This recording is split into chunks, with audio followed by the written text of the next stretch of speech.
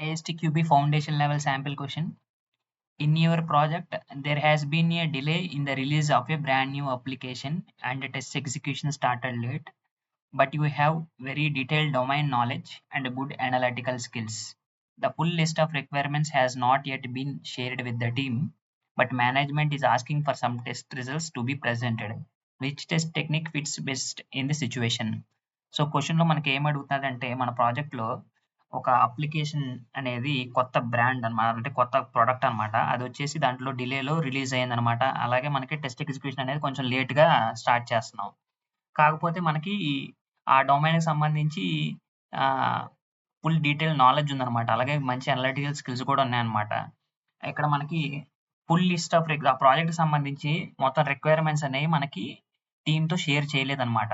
కాకపోతే మేనేజ్మెంట్ ఏం అడుగుతుందంటే కొన్ని క్విక్ టెస్ట్ రిజల్ట్స్ గురించి అడుగుతుందనమాట. సో, ఈ సినారియోలో కింద ఇచ్చిన టెక్నిక్‌లో ఏది కరెక్ట్‌గా సెట్ అవుతుంది అని చెప్పేసి అని అడుగుతున్నాడనమాట.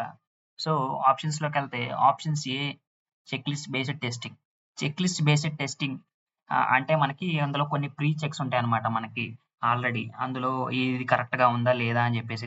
ఇది మనం అప్లికేబుల్ అవ్వదనమాట ఈ సినారియోకి. ఎందుకంటే ఇది ఒక కొత్త ప్రొడక్ట్ అన్నమాట. ఎందుకంటే దీనికి ఆల్రెడీ చెక్ లిస్ట్ అనేది ఆల్రెడీ ప్రీవియస్ ఉన్న దాని మీద చేసుకొని క్రియేట్ చేస్తారన్నమాట. సో, ఆప్షన్ ఏ అనేది కరెక్ట్ ఆన్సర్ కాదు. Option B error guessing. అక్కడ మనకి కరెక్ట్‌గా ప్రొడక్ట్ ఇన్ఫర్మేషన్ అనేది లేదనమాట. సో, అది లేకుండా ఎర్రర్ గెస్సింగ్ అనేది మనం చేయలేం కరెక్ట్‌గా. సో, ఇది కూడా కరెక్ట్ ఆన్సర్ కాదు. Option C exploratory testing. Exploratory testing అనేది అది మనకి డొమైన్ నాలెడ్జ్ ఉంటే సరిపోతుందనమాట. అలాగే అనలిటికల్ స్కిల్స్ ఉపయోగించి ఎప్పుడైతే రిక్వైర్మెంట్స్ అనేవి కూడా సరిగ్గా లేనప్పుడు మనకి ఈ ఎక్స్‌ప్లోరేటరీ టెస్టింగ్ టెక్నిక్ అనేది ఉపయోగించి టెస్ట్ చేస్తారనమాట. సో, ఆప్షన్ సి అనేది కరెక్ట్ ఆన్సర్.